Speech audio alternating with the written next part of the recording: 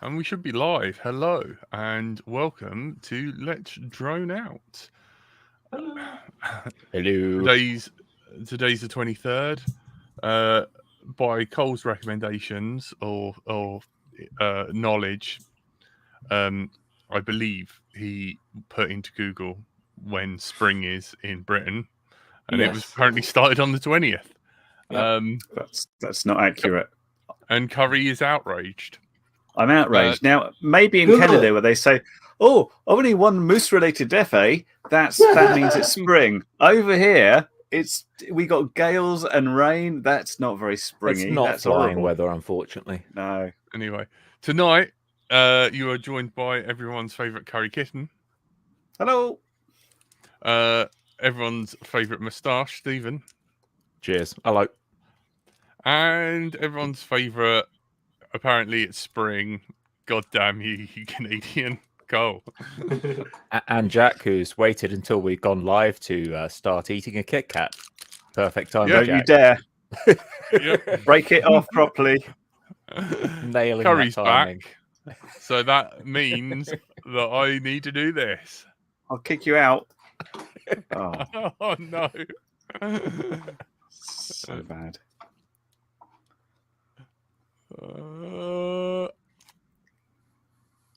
I'm sorry. You're I've missed savage. you.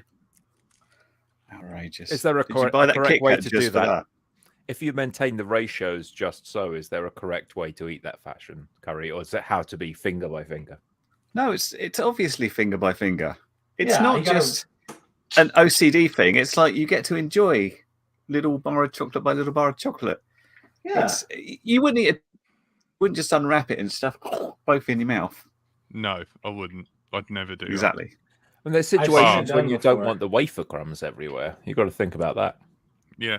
For our audio listeners, I opened a Kit Kat that had 4 fingers and I randomly took a bite out of them without breaking them individually. And this Like an upsets animal. Curry. Blasphemy. I'm trying to think if there's an exception to the rule with Japanese Kit Kats because they're so damn small and come in interesting flavors. Are those the Maybe. green ones? There's Yeah, the hundreds of matcha. flavors of Kit Kats in Japan. Hmm. Yeah. It's to Matcha do is one of the worst. it's to do with It's not even a good flavour for tea. Yeah, it's something to do with like luck. It has like the same like character as luck, and you buy Kit Kats as presents, and you can write little good luck with the exams and stuff. Hmm. So That's nice. yeah, so, I don't know. As I'm presents sorry. go, Kit Kat really says I was at the petrol station, but I was pushed for time, so I skipped the flowers section. Yep. Sounds about right. Have you been out flying at all, Stephen, or have you been daddy doggy?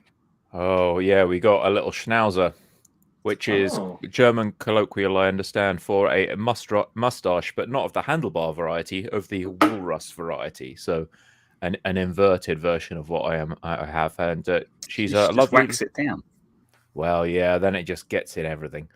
She's a lovely little schnauzer that we're calling Bob, short for Kate, and yeah, seems to be settling in very well. I like the logic on the shortened names there. That works. Mm. Bob, Bob. short for Kate. Nice. Mhm. How's everyone else been? Not too bad. I'm in the process of moving, and I've had 36 showings in the past 12 days. It's amazing. 36. He literally wants to kill people. Oh my word! And no one's going to take our place. So Is this we're gonna people have... coming to see you, or you going to look at other places? No. People coming to our place while we're home. And 36. 36 in 12 days, and they've had one offer, and then the one person who was part of the offer is not taking it. So yeah, I'm estimating I'll have about 100 viewings before I leave this place, Wow. Oh, and still no one's gonna take it. So yeah, At least there's 2 of you there, so if one of you is indisposed, you don't have to freak out. yeah, it's fine. I'll survive. It's annoying, but it's not the end of the world. Yeah. Yeah, Do- I have done nothing. No. Do you think the problem is, Cole, that maybe people saw the show and you had that virtual background and they're like, that looks like a great place. Let's see it. And they get there, it's like, this is a hovel. I don't like it at all. You know what? believe this That is in sounds Brighton. pretty accurate. That sounds pretty spot on. They're like, wait, this isn't what we saw on Let's Drone Out. That's it. There's have a never lot of enough space list- for a piano in here. What are you filming? Yeah. Yeah, the most I have done in the past week is I am building my new Apex, and I am now currently putting my motors on my ESC. So that's fun. Cool. Yeah. I'm prepping him for his Kiss Ultras, so hopefully he can just plug it in and then go. Yeah. I just want to be fully prepared and get her done. Yeah. How did you find it, Stephen? Was the show okay? Is it reinforced? Yeah, I mean, your I wanted to know more what was going on under the skin, you know, to know why. But when we started talking about there's this thing that tightens up the PIDs and makes it feel more concentrated or less. I just wanted to know what was going on with that. And obviously, you get to a point where with KISS, because it's based on closed source, you're not talking about the feature anymore. You're talking about the implementation, and it's just trade secret. Can't talk about that. Which I think that's my biggest sort of frustration. Yeah. You get to a point you're like, oh, that's really interesting. So what's that doing exactly? Oh yeah, I can't tell you. I did watch the show last week, and I was much more convinced having listened to the guy. You just get the vibe of what he's doing and what he wants to do, and that impressed me more. I still didn't really get why he still called it Kiss Ultra, because it's like, well, we want to do something different to Kiss. I wasn't clear if he took the code from Kiss and made Kiss Ultra, or it's a whole new implementation. In which case, why did he call it something different? Well, Yeah. I think correct me if I'm wrong here, Jack, or if you know better than me, but I mean, he had a huge part of KISS originally, right? So he's kind of taking what he did and carrying it on, I guess. But he reckons he's got 9 or 10% in the code. That's what he said on the show. Left of the original KISS. Yeah. And I think the main thing of it is because he was involved with KISS, I think there's a little bit of he now knows how the sausage is made. So there's going to be whatever he writes is going to maybe, this is me just theorizing, that there's going to be, you know, sort of people asking, well, did you get this from KISS? Is it all completely rewritten? Or he's standing on the shoulders of giants and he's got that sort of bits that he likes of KISS and he's leaving that in there. And he's doing key things like adding like OSD and everything. And, you know, it's built on KISS. I mean, his company isn't named KISS. No. Or KISS Ultra. He's it's just a trade name, like you said, right? I get you. It's he knows how it works. He's re-implemented perhaps the same stuff, perhaps in the same way or similar way, or perhaps differently, but yeah, kind of similar, and then he's taken it from there. Yeah, anyway, like he was trying to say that it was more like beyond KISS, the way he was describing it. Yeah, exactly. I still think it's an odd naming choice, but each to their own. Yeah. I'd really like them to be able to make a clean split completely from KISS. That would be great. I kind of get to a point where it is its own thing. I think that's going to be very healthy once the project gets to that point. I guess if that is the case, though, then like where does that leave KISS? Because dead. I mean, where does that leave Base Flight? Dead. Yeah. Where does that leave Clean Flight? Yeah. You know, stuff just moves on. Yeah. You know, and KISS, you know, like, KISS hasn't, unless we can get Paul on here, which I've asked several times. Paul you know, Paul Blake from KISS, you know, but, you know, it's kind of like, why are we still talking about KISS when the last thing we had off them was, you know, KISS V2, And yeah, 25. What was the last product? 25 amp ESCs, I think. Hello, Caroline. How are you? This thing right here. Yeah. Well, the singles, yeah.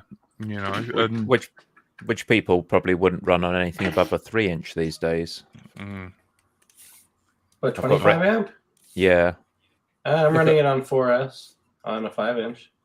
Yeah, but if you look at racers now, like the Mamba Race F75 is very popular. It's nothing below a 55 amp, really.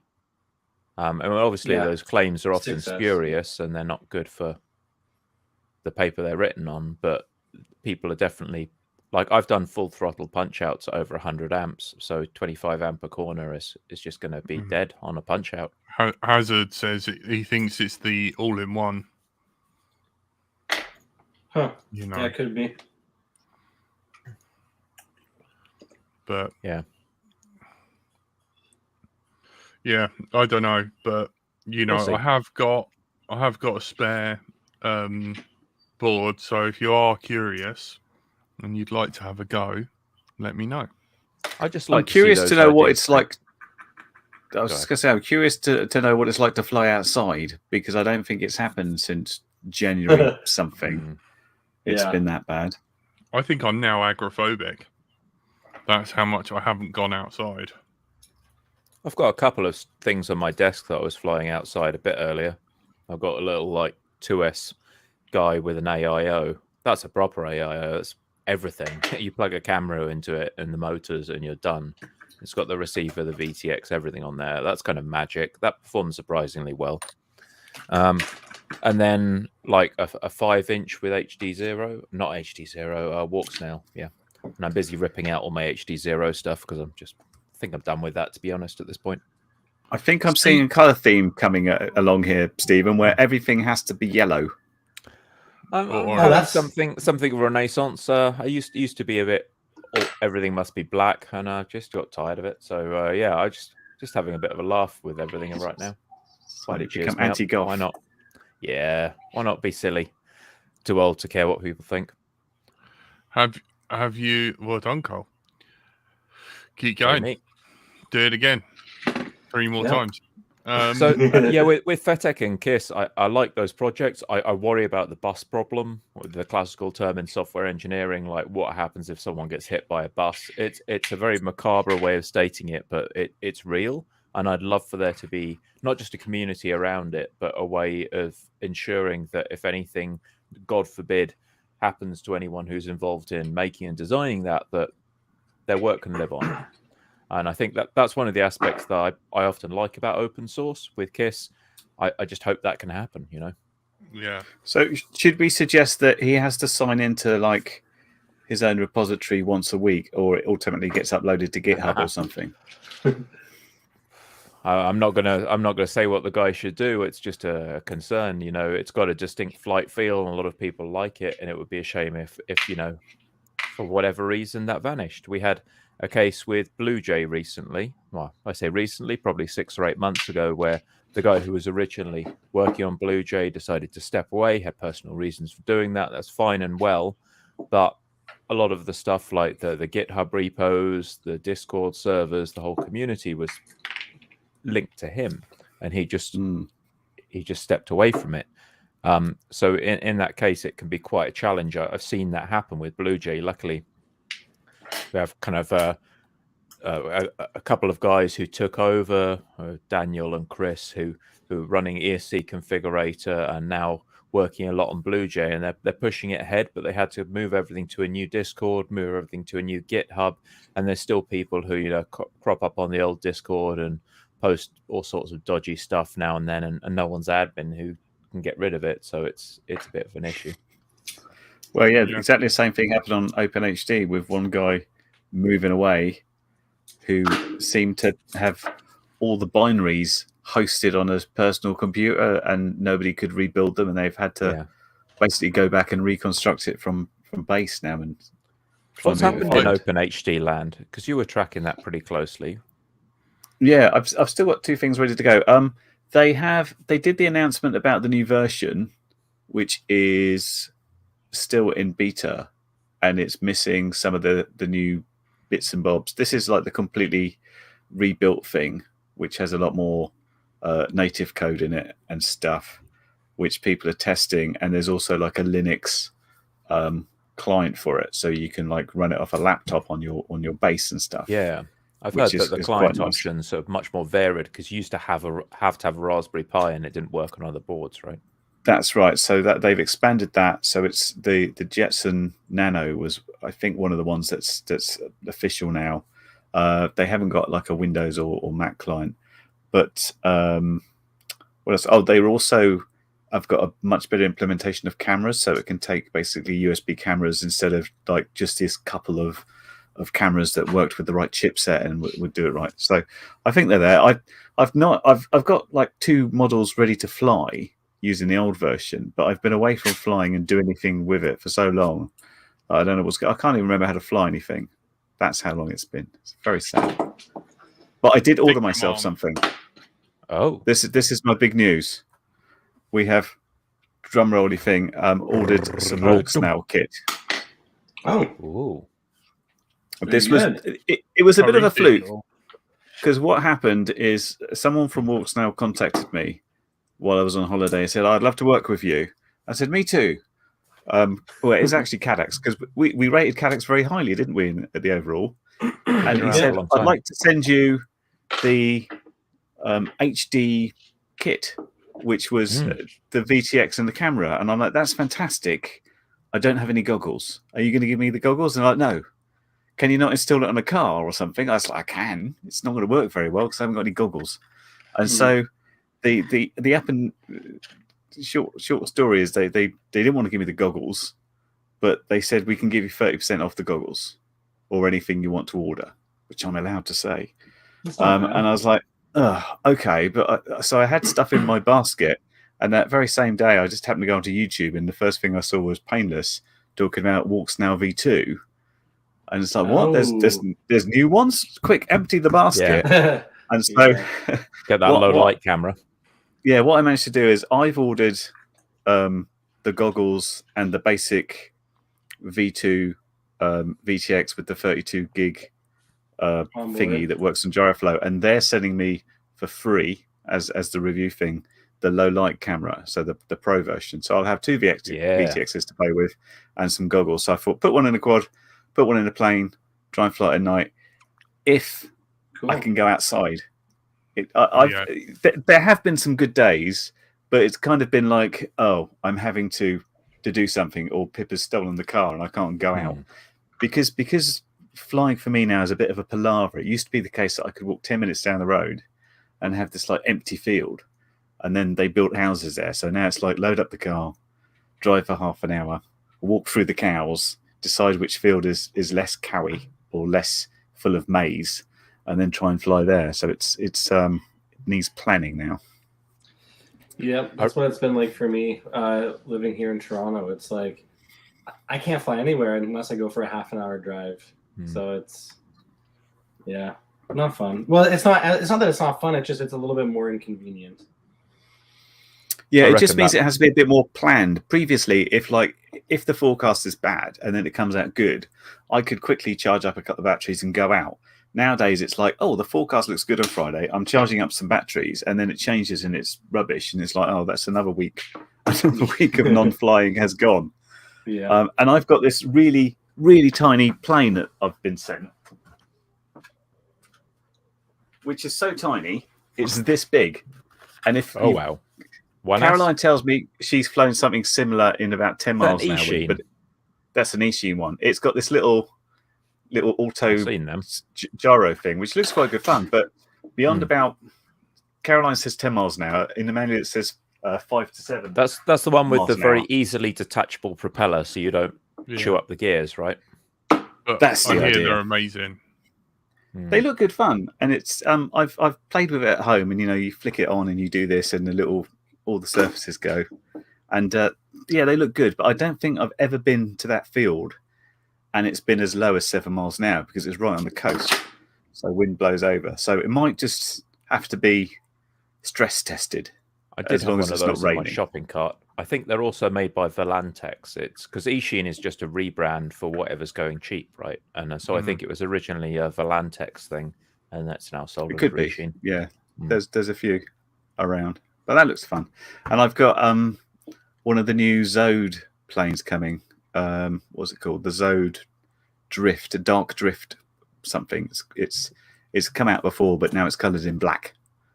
So I've got like loads to fly, but I need like a week of not crap weather, and I'm just going to load the car up and sit in the field with the cows and have fun. So I'm fingers crossed that like I'm ordering this new kit on the basis that we will get good weather, and we look forward to it. It's just it's so much hassle trying to fly in between crap weather. It's like it's not fun going out in mud and rain and cold and just like you a stop couple of taking hours risks round because just you for know that. it's going to be like dash over, try and disconnect the lipo before it catches fire, clean the mud out of everything. When I went out for fun and flew that 450, and I forgot what happened to it, but basically the camera disconnected and I had to bring it down in the field. That field was so muddy, I almost like sank up to my knees in the mud trying to wade through it. And hopefully my brother-in-law didn't see me doing that, making these huge footprints through his field, because it's like, that's my crops. Ruining. It's like, oops. If there's that much to get water it in the back. field, the crops are probably screwed already. Yeah, that's my thing as well. But we'll see. Hopefully. Yeah. I was going to say I'm looking forward to the Walk Snail camera. There's two that came out. So there's a V2 Micro 19mm, and then there's a V2 Micro Low Light, which is I think marketed as a pro camera, and that's got a Sony StarViz sensor that basically works with very, very low light input and still renders a decent image, albeit with a bunch of noise. Yeah, and that just looks perfect, because one of the problems I had originally with Walk Snail was big muddy blur in the UK with indistinct lighting through the autumn. It was just all a big smear. So I'm really hoping that StarViz sensor is going to pick up the contrast a bit more, not just for nighttime, but for bad days too. Yeah, I noticed that with the original footage people are getting, and I sort of the reason I decided to go for this, because it was still like even with the discounts, it's still over like $500 worth of stuff. Thank you, patrons. Wow. It's like they're not currently the best. Clearly, a DJI is doing better, but I think they seem much more responsive to what people are telling them and what customers want from them. And hopefully they're going to continue to develop that. I think HD0's got promise, but because they're really focused towards low latency, that's not really my bag. I'm just happy flying and having a good picture, and I'm not too worried about the latency from that point of view. Also, you've got to ask what is best. Is it to end up with the best footage after your flight, or is it to have the best flying experience? I think DJI gives you the best footage after your flight. You've got probably the best stabilization, because you can just flick a switch and have their inbuilt stabilization instead of trying to tune gyro flow after the fact. And it's got more cinema kind of color grading and contrast to the camera. But when you're actually flying, if you look at a lot of the footage, that's going to give you a much darker image. It's going to give you a less contrasty, detailed image. So that can be harder for flying. That can be a worse flying experience. Whereas I think Walk Snail, they gave you a better experience when you're flying with a slightly sharpened image, and they brought out low light camera. So you're going to have an easier time even on overcast days or flying later. So what do you think is best? We cross fingers. I just didn't want to have to like, oh, okay, you just need to sort this out by first hacking the firmware off of it and putting something else on to make it work adequately. Sounds like a bit of ball ache to me. So Walk Snail one there. Yeah. And people post in there about the Polar camera. That was good, but it looks like this the Cadex Pro camera is going way beyond. Like you thought about the Pro camera, the Polar camera being good. Well, compare that to kind of the sort of flying you'd be able to do on an analog Ratel.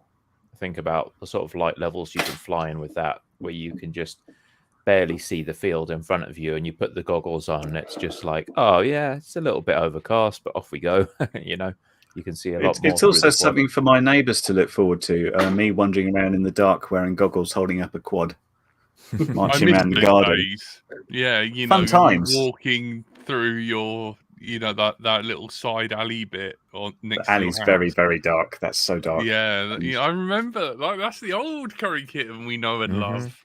The olden days of walking Yeah. around and having lots of cameras to test.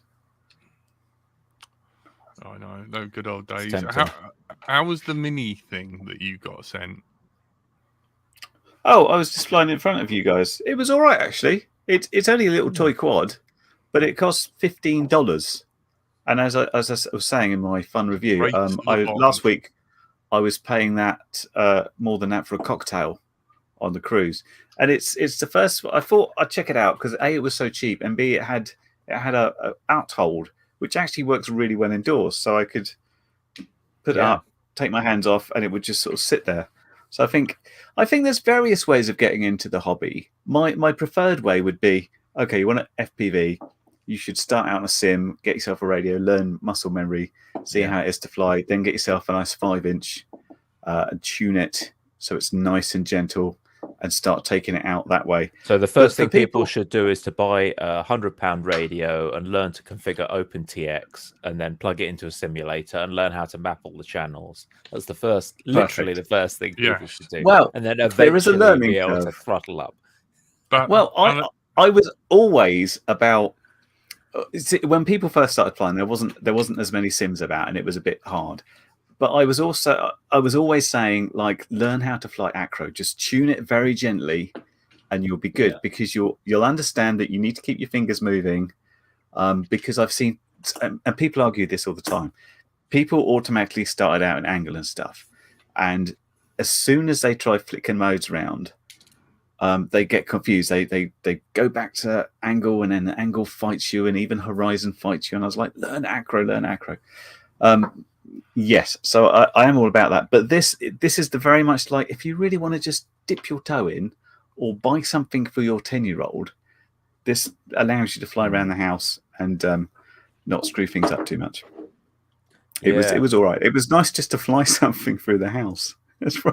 I mean, I could just go and get a quad out and fly it around the house, I suppose. But half the time, I've got other people in the house doing conference calls. Get one of those cine whoops and calmly fly it around the house. Knock everything even over. Outside, a 3-inch cine whoop scares the bejesus out of me. It's like you start at 10 feet away from you, and you just throttle up, and you're like, Jesus, it's on top of me. Where is it? And you're just like, oh, it's still over there, but it's just no so one loud ever and takes the awful. audio off the GoPro with those things. I swear, it's always some like nice Foley track with like leaves rustling or the wind blowing, and you're like, that's not the experience at all. It's more like That's not it. And then you're like, oh, I wonder if it's going to come back on fire because it's so hot with those little motors carrying all that stuff. And let's just put a GoPro 11 on it because that only weighs about 4 kilos. Take the battery off really quick because it's so hot.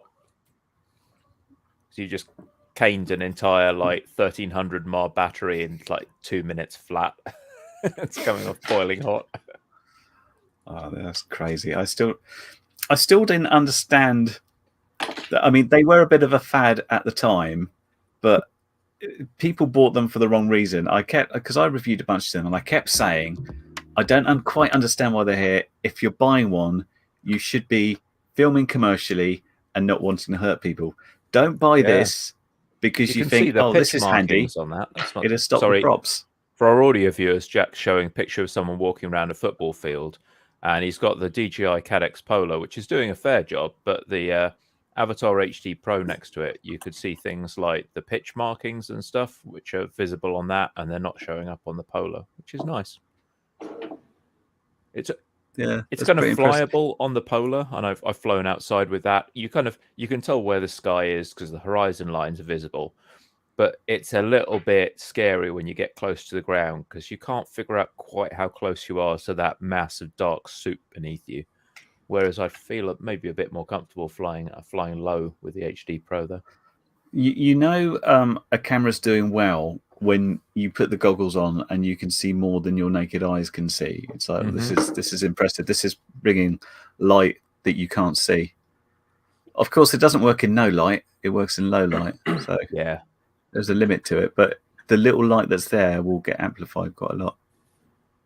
I mean, Yeah, you can see that the walk snail's noisier, but it's still giving you more detail, isn't it? At the It's end of the suffering day. a bunch from YouTube there as well. I can see there's a lot of blockiness, unfortunately. But yeah, the graffiti on the wall is a lot more readable than it is with the other one. But you know, one thing that I wondered about it though is it that the camera is really good, or is it that the processing is really good? Yeah. Because I look like, you know, you see, oh, it's so good in low light, but it's just a noisy mess. Well, I think they're just doing processing and they're just bumping up the ISO.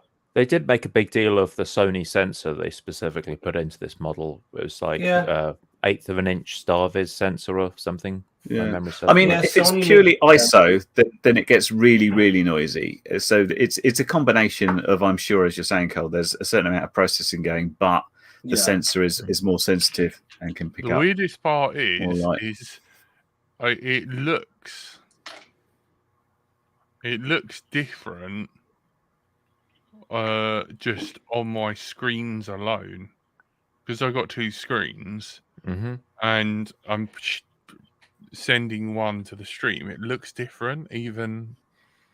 That's probably, well, it might be your monitor calibration. I don't As with everything visual, your mileage may vary. You know, you got to try it firsthand. You can see the polar slightly wider, can't you? There's it's given different more lens, angle, perhaps. Yeah. That's all. Both pretty usable. Yeah. Well, DJI is still nice. You shouldn't fly in no light, like you said. Like, you're not going to fly in no light. There's almost no point. Thank you, Caroline, for sharing that. But that might be something where you could put some nice bright LEDs on the drone and, you know, actually have a decent flying experience. Which is, I've still got some that was. Do you remember given to us by Menace? Does anyone remember the big massive torch thing that had like a spotlight of? I think torches work less well because you end up just with a circle IR. of visibility, and you don't know what's outside the circle until you move. There was like the infrared IR. Oh yeah, people used to take the IR filters off, didn't they, and then put IR LEDs on. Yeah. I think it's a bit easier when you're at altitude as well. Like if you're in a plane or a quad high up, it's not too much of an issue flying at night. No, landing's interesting though. Yeah, I remember my one proper night flight I had, and it was the case of I was in a Bixler and I was chasing my other friend, and we were sort of out a distance. And when I was coming into land, my friend could see the LEDs I had on the wings, and I'm coming in. I was like, "Is it all right?" Yeah. He goes, "Keep coming, keep coming." And then he suddenly shouted, "Pull up," because all he saw is my lights disappear, and then worked out that I must be behind a tree that was just about to hit. So we had to suddenly pull up and then get over the tree and then end. But I had no idea that we were coming towards it. It was very dark indeed. Terrifying. Yeah, it was. But interesting all the same. Oh, thanks, Hazard. Thank you. Pull up. Oh, I noticed for people running Macs that Trip Simulator has just added Mac support. So another one. Oh, I thought that was Uncrashed had just added Mac. Has Trip done it as well? Trip has as well, I think. I've got a little new. Oh, Uncrashed Mac OS. Yeah, I think because Trip released that snow map and they had Mac support with that snow map, and yeah, it looks like Uncrashed has as well. Or am I getting confused and I've mixed? No, there is a new map. They've both released new maps. With Uncrashed, we've got a stadium and animated monster trucks, which sounds really cool. Actually, it sounds like a lot of fun. And then there's some snow level on Trip. Cool. Have you tried it out yet? Because you've got both. I haven't. Yeah, I do have both. They're sitting there in Steam, and they've just updated themselves, so I will have to give it a go. I'm just looking at Steam, and it's downloaded a bunch of updates. Nice. Yeah, I haven't had a chance to fly since I was in Taiwan. That was the last time I flew. It was in January, so it's been a while. Well, Oh, sorry. I was just going to say you did a lot of flying. I think you've had your allocation for the year now. That's I your think quota. so. Yeah. Yep. Oh, we got Marcel off access. Always stoked to see a Canadian on the panel. Hey, local Canadian, how's it going, man? We got some Canadian viewers. Awesome. I think he said he was from Vancouver earlier. So he was flying on the West Coast, which is nice. Sweet. Awesome. It's definitely nicer than Toronto. You've got to say that. Yeah. No. Oh, Vancouver is nicer than Toronto. Yes. You're absolutely right. No, Toronto is... Cole's saying that because they have better weed. I don't even smoke weed Okay. anymore. Very often. Well, it's legal now. You can do what you want. Yeah.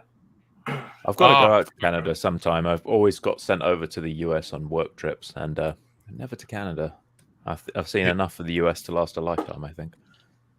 Yeah. I found it.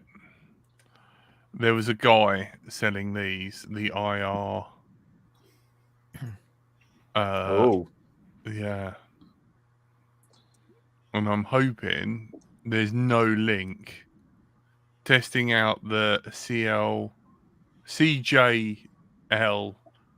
Tech IR. this sounds familiar. Someone was making a stink about this IR specific camera. Isn't it the Night Eagle 2? Simple as that. The Runcam one. No, there was something it's special. that black box. On top. It's the module that goes into the GoPro 7. Oh, I see. Yeah, hang on. I'm just trying to see. Here we go. I found. On Get FPV. Yeah. The CLJ Tech.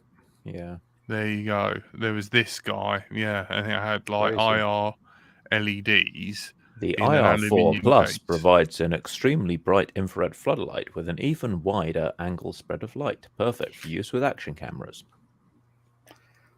It strikes me that does it work though? Because it's like, can you project IR light that far? Not usually, no. I mean, yeah, you can see here there's kind of halo effect. He's got maybe 5-10 meters in front of the quad, and trees are just appearing out of the darkness in an alarming way. He's racing, but he's able to do that because he set up a bunch of bright gates to aim for. Here we go. Yeah. We got some. I think if And he this is didn't have the shitty old gates, cameras. he would be stuck. I'd like to see it in without the gates because this is the idea of this is it works in pitch black because it's providing its own light source. It's putting out IR lights with an IR sensitive camera, so therefore let's see what it can do. This was like back in the day. Night Eagle 2. But yeah, it was very, very interesting. It's the product I remember. So I got a quick question for everybody. Since I'm in the middle of doing a build, do you guys get super irritated during a build and how finicky everything is, or are you just like, it's fine? Or what's your guys' opinion on builds? I don't like building that much, and I find it kind of annoying. So what I do, I set myself little micro goals. Like I'm going to do this bit, like this session, and the next bit that session, and do little chunks at a time rather than just sit down and try and do everything. Because I don't like it, and it always starts out very, very tidy and becomes increasingly bad as I go. Yeah, the more time you spend at once, the worse you're just like, I want to get this over with, right? Yeah, you get you get project fatigue. Yeah. You know, and I kind of get around that by just doing certain bits when I feel up to it, because I've also got the whole thing of I get disturbed quite easily when I'm in the middle of stuff from going to the toilet all the time. So I have to have quite a good memory on how stuff goes back together or where I exactly was. I take a while to G myself up and get in the mindset for it, but once I start, I tend to sit for like 6 or 8 hours and just make everything perfect. I wish I could do that.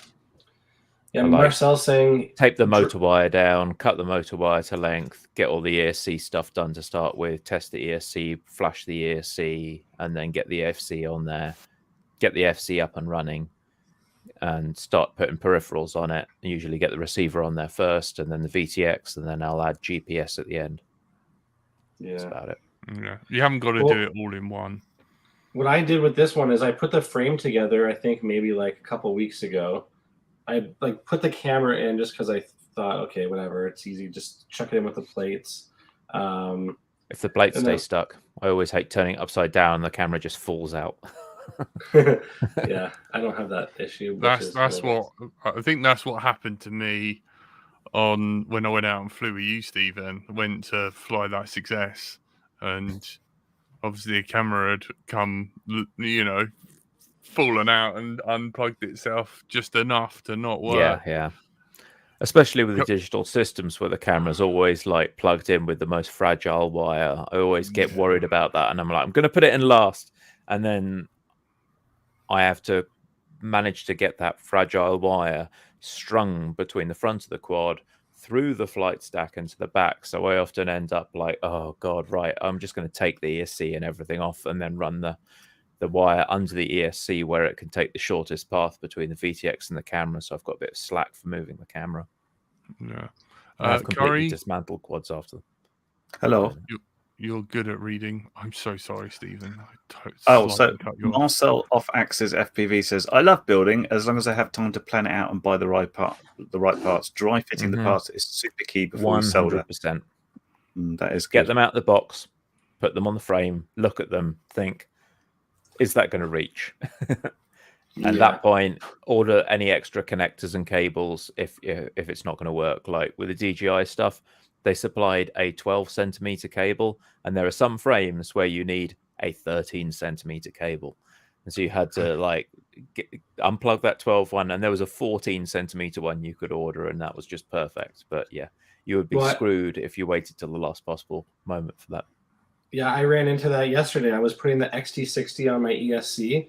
I was like, oh yeah, this is perfect. It'll be great. And then I trimmed it like a centimeter, or like not even a centimeter, like half a centimeter too short on the positive lead. I was like, oh fuck. Then I have to I had to remake the XT60 lead or the positive lead. I had to, find some wire, scrap it, and put it all together. And he harvested a balance board. Yeah, so I harvested committed. Yeah. Gotta do what you gotta do. Stephen, do you want to read this one out? I was just going to say, speaking of hacking, I decided to do a little project work here. That's just solo me. Yeah. So I've been messing around with headphones, and I decided to make these old Grados pluggable. So I put like a 2.5 mil jack in each side. That's been my latest little doodah. Nice. Yeah. So I have been doing soldering, but just not FPV stuff. Right. So Brandon Beans, I set aside 1 or 2 days for customer builds and about 1 to 2 weeks for my own builds. I'm really finicky when it's for me, and I just repeat what I've done for others pretty much. I mean, if you know it works, then why bother questioning yourself, right? Yeah. Numbskull FPV, I had to resolder someone's first quad build the other week, and they were amazed at how shiny and clean my balls were. There you are. And how was your soldering?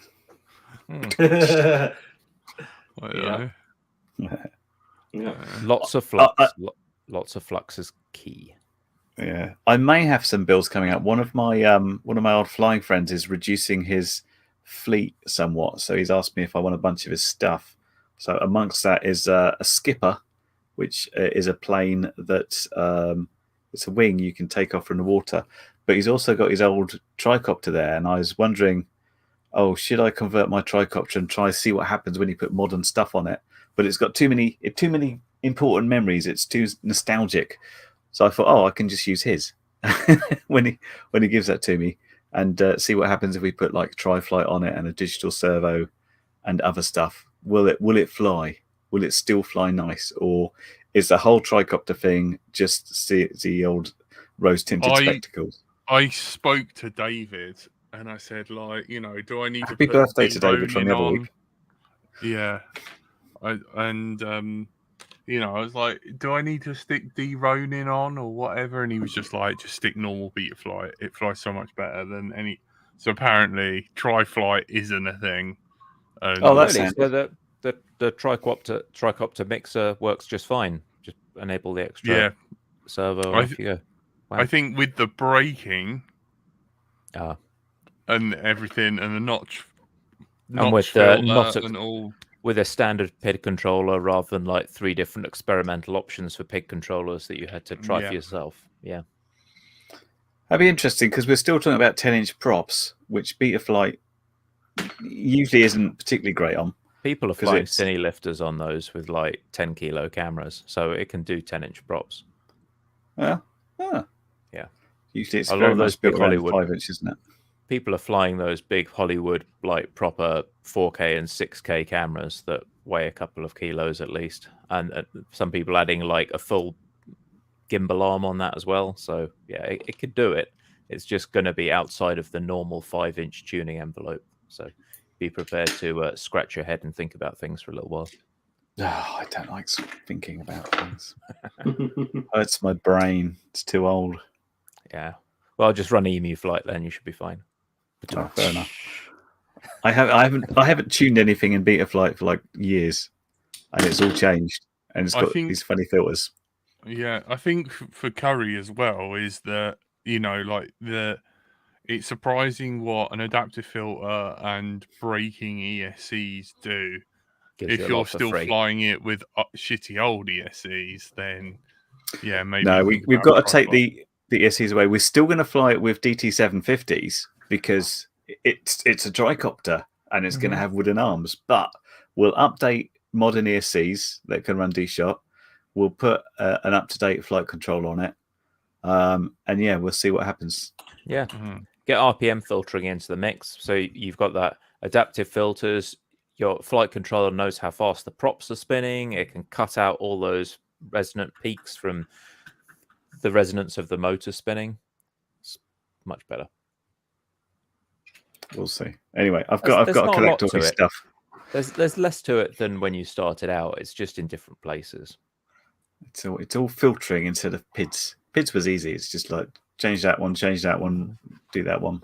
The Done. filters are pretty straightforward. You start out with your PIDs at default. You turn down feed forward, turn down your Dmax, so everything is just predictable, and then you just start cranking up the filters until it misbehaves, and then back it off a notch.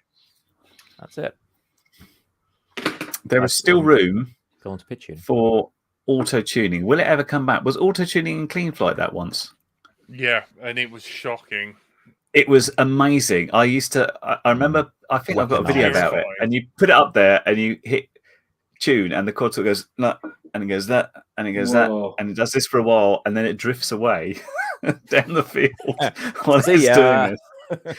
And then you've got to get it mine back to do this. Mine And I managed shook. to, oh, hang on. I was just going to say, I managed to get it done where it did the forward-backward stuff. And then it's like, okay, I'm going to save the pigeon and I'm going to fly it. And it flew like a bag of shite. It's like worse than the defaults. It actually detuned itself so badly. What was your thing, Jack? Mine shook violently and then just took up and then flipped over and then just sucked itself into the ground and smashed That's the risk. into the ground. But by saying Brilliant. auto-tune, you're automatically telling people to stop thinking, and that's a dangerous request to make when people have got like potentially damaging electronics to play with. You want to get the brain fully engaged before you do that. I'm not saying stop thinking. I'm just saying some of this stuff should be automated because it knows. Yeah, I mean, It kind of knows. Like, that's weird. I'm shaking. I should do something about that.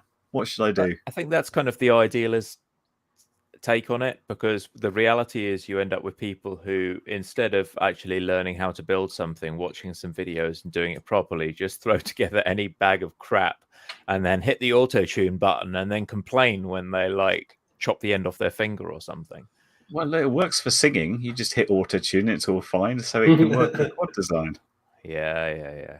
Well, so speaking of auto tune, so on camera gimbals, like there's a DJI camera gimbal, and basically it has an auto tune feature. But yeah, when you use that feature, it sucks. Like the gimbal is not. It doesn't look like it's floating afterwards. You have to manually do it. Like And they know that gimbal. That's a single model that they've had in their labs, and they've made sure the auto-tune works on it. If you put auto-tune on some random bag of bits that someone's bought off Banggood, what's Yeah. going to happen? Here's what I miss. And when you guys did the last bit of the comparing brands, when I had to leave early, and I'm just about to leave early again, one thing you missed off when you talked about Immersion RC was the range of Vortex copters, and their pre-tunes that they put in there were so perfectly done. Mm-hmm. Obviously, you know, more people are building than making RTFs, but there's a real spot for people to have an RTF which is just tuned perfectly out the box and has a couple of alternate tunings for people. That would be amazing. This looks like a really I think those are out there. You know, if you look at the big names, which would be in this day and age, I guess, Diatone, iFlight pretty much nailing it time and time again for bind and flies now. You can go and get the iFlight Commander radio. You can buy the iFlight bind and fly, and you're there, right? You need your goggles. They're doing well. Holy Bro do very well. iFlight do very well. Just nothing was quite tuned. I mean, it was celebrity tuning. You had the Final Glide Oz tune, and that was exceptional. That quad was really good. I still like that. The Mojo 230 I got around. Anyway, I've got to get off. My last week of despairing early. I'll leave you guys to finish off. Catch you later. It's lovely to have you back. Thank you. Good to see you, man. Sorry for the Kit Kat. So we've had some people talking about WTF OS in the chat, Brandon Beans and Nums and others. And so for those who are not in the know, if you've had DJI for a couple of years, you've probably had to deal with this because DJI kind of stopped bothering to even kick the can down the road on their FPV system before 03 came out. And so if you wanted anything done, you needed to use this WTF OS. And that was a system that shortcutted a lot of the hacking and routing and updating that you could do on the DJI system. And it did it through the Chromium browser. So anything that's Chrome based, whether it's Chrome itself or Edge, they've got the same browser guts, and everything except the iPad and iPhone versions of those products, it works. You plug in via USB, and just the same as if you use escconfigurator.com connect, it's going to say, I've detected a thing. You pair it, and off it goes. There's a big root button. It tells you blah, blah, blah, blah, blah, done. And then you install WTF OS, which goes blah, blah, blah, done. And then you've got the option to install a whole load of little packages, which give you things like the HD OSD, gives you automatic recording and some overrides for bitrate and other tweakables that you weren't able to get from DJI. So that's the long and the short of it. And they've just updated this system last week. The update consists of moving some stuff that was advanced options that you had to go in and type command lines, moving those into the GUI and giving them nice friendly names, which pretty much puts a bow on the whole WTF OS body of work. So now it's super easy to go and do that. I think they've also got some OSD overlay stuff. So if you have your OSD recorded, you can take the DVR and you can lay that back on using an online tool, processes the video for you. So that's the deal. That's cool. Did it chrome it out? Very helpful. Did you chroma key the overlay out, or is it transparent? It doesn't chroma key it. So it gets the video, and then it knows what commands were sent to the OSD display, and it just records that stream of OSD commands and then like replays them, creates the text and overlays it onto the video. Yeah. Nice. So it's pretty sophisticated. It means that the files are editable and they're not gigantic. Yeah. Tiny. Yeah. Yeah. So it's recommended. Nice. Oh yeah, I'd say if you're running anything but the 03 system, it's essential. I really wouldn't try and fly it. And I wrote that Betaflight hack to get extra data in the craft name field a while ago. But since WTF OS has been out there, I'm just using that instead. It gives you so much more. It looks so much nicer. You can swap around all the fonts and things, and you can have fonts with colors in them.